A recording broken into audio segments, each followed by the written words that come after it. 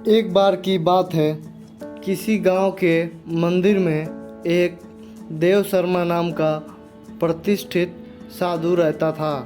गांव के सभी लोग उसका बहुत सम्मान करते थे और उसे अपने भक्तों से दान में तरह तरह के वस्त्र, उपहार, खाद्य सामग्री और पैसे मिलते थे। उन वस्त्रों को बेचकर साधु ने काफ़ी धन जमा कर लिया था।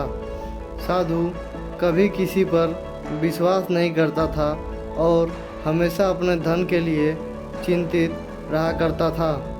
वह अपने धन को एक अच्छे से पोटली में रखता था और उसे हमेशा अपने साथ लेकर ही चलता था। उस गांव में एक ठग रहता था।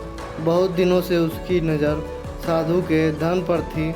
ठग हमेशा साधु का पीछा किया करता था, लेकिन साधु उस गठरी को कभी भी अपने से अलग नहीं होने देता और उस गठरी को हमेशा अपने हाथ में लिए रहता और अपने पास ही रखता। आखिरकार उस ठग ने एक छात्र का वेश धारण किया और साधु के पास गया। उसने साधु से मिन्नत की कि वह उसे अपना शिष्य बना ले। क्योंकि वह ज्ञान प्राप्त करना चाहता था, इसीलिए साधु तैयार हो गया और इस तरह से साधु के साथ ठग मंदिर में ही रहने लगा। ठग मंदिर की साफ सफाई से लेकर अन्य सभी कार्य भी करता था और ठग ने साधु की खूब सेवा की और जल्दी ही उसका विश्वास पात्र बन गया। एक दिन साधु को अपने पास के गांव में से एक अनुष्ठान के लिए आमंत्रित किया गया। साधु ने वह आमंत्रण स्वीकार किया और निश्चित दिन साधु अपने शिष्य के साथ अनुष्ठान में भाग लेने के लिए निकल पड़ा।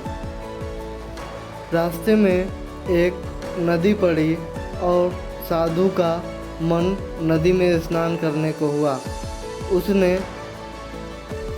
ठग से स्नान करने की बात कही और अपने पैसों को नदी के किनारे एक कंबल के नीचे रखा और ठग से रखवाली करने को कहा कि जब तक मैं वापस नहीं आ जाता तुम मेरे सामान की अच्छे तरह से रखवाली करना। इतना कहकर साधु पास के नदी में स्नान करने के लिए चले गए और स्नान करने लगे। उन्होंने जैसे ही डुबकी लगाई तो वह ठग बहुत खुश हुआ। वह तो कब से इसी फिराक में था कि कब साधु जाए और कब वह उनका धन लेकर गायब हो जाए, और उसने समय देखकर तुरंत ही धन को उठाया और भाग चला।